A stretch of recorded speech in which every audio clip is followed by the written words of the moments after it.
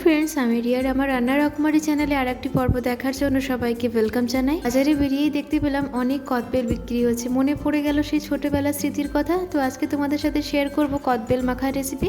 শুরু থেকে শেষ পর্যন্ত দেখার অনুরোধ রইল। এখানে 3টে কদবেল নিয়েছি। সম্ভবত শীতকালে কদবেল পাওয়া যায়, কিন্তু হঠাৎ করে বাজারে দেখি কদবেল পাওয়া গেছে, তার জন্য আমিও নিয়ে নিলাম 3টে কদবেল। এবার একদম গাছ পাকা কদবেল ছিল।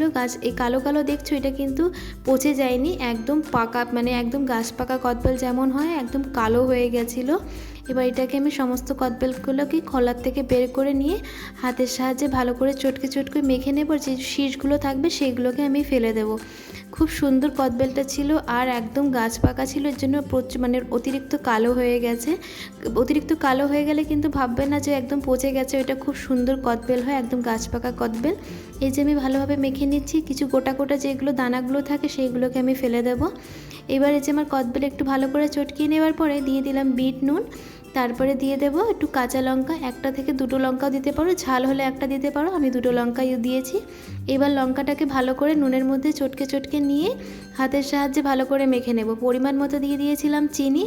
এবার সমস্ত কিছুকে ভালো করে চটকে চটকে মাখতে হবে, যেন একদম দানা দানা বা কিছু না থাকে, না হয় খেতে একদমই ভালো লাগবে না।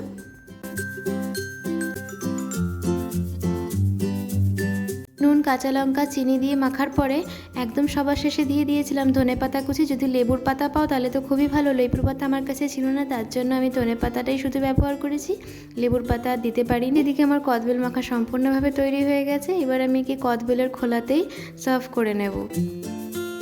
আমাদের ছোটোবেলায় মা ঠাকুমারা কিন্তু এইভাবেই কদবেল খোলার মধ্যেই কদবেল মাখা দিত, যেটা আমরা ছাদে বা বারান্দায় বসে বা জানলায় বসে সেই পুনঃস্মৃতিকে মনে করার জন্য কদবেলের খোলার মধ্যেই আমি কদবেলটাকে নিয়ে সার্ভ করে নিয়েছি। তৈরি হয়ে গেছে ছোটোবেলার স্মৃতি জড়ানো আজকের রেসিপি। টকঝাল মিষ্টি রেসিপিটি যদি তোমাদের ভালো লাগে থাকে, যারা রান্নার রকমারি চ্যানেলে প্রথমবার ভিজিট করেছো তাদের কাছে অনুরোধ রইল আমার চ্যানেলটাকে সাবস্ক্রাইব করে আমার পাশে থাকার জন্য। পাশে থাকা বেল আইকনটাকে অবশ্যই প্রেস করে দেবে, যাতে নতুন কোনো ভিডিও দিলে নোটিফিকেশনটা তোমাদের কাছে যায়। আসি তাহলে, সবাই ভালো থেকো, সুস্থ থেকো, ধন্যবাদ।